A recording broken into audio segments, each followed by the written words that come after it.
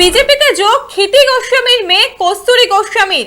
আজ বাম আমলের মন্ত্রী ক্ষিতি গোস্বামীর ছোট মেয়ে কস্তুরী গোস্বামীর নাম লেখালেন বিজেপিতে।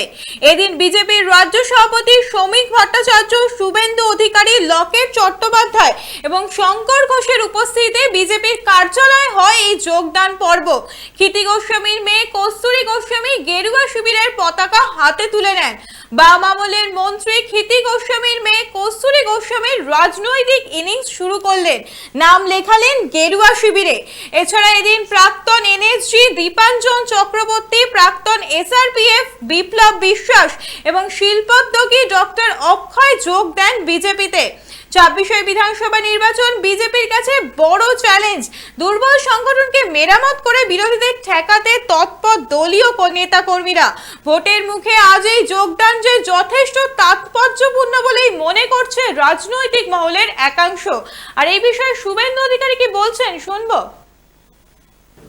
অত্যন্ত শিক্ষিতা একজন, নিজে BA LLB South Kolkata law college, এবং সবচেয়ে বড় পরিচয় তিনি এই রাজ্যের বামপন্থীদের মধ্যে যাদেরকে অনেকেই শ্রদ্ধা করেন তাদের মধ্যে অন্যতম প্রাক্তন মন্ত্রী প্রয়াত ক্ষিতি গোস্বামীর উনি সুকন্যা, আমাদের বোন কস্তুরী গোস্বামী মহোদয়া।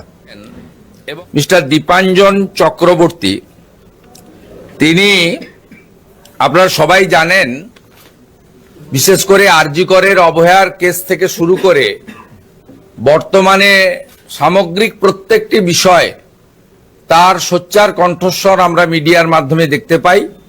তিনি একজন এক্স এনএসজি। বিজেপিতে যোগ ক্ষিতি গোস্বামীর মেয়ে কস্তুরী গোস্বামীর। আজ বাম আমলের মন্ত্রী ক্ষিতি গোস্বামীর ছোট মেয়ে কস্তুরী গোস্বামীর নাম লেখালেন বিজেপিতে।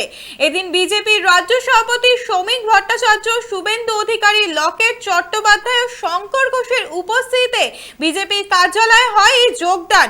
ক্ষিতি গোস্বামীর মেয়ে কস্তুরী গোস্বামীর নাম লেখালেন বিজেপি শিবিরে।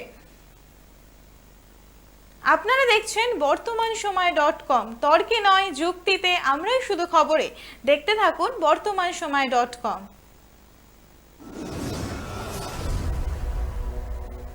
আপনারা দেখছেন বর্তমান সময় .com।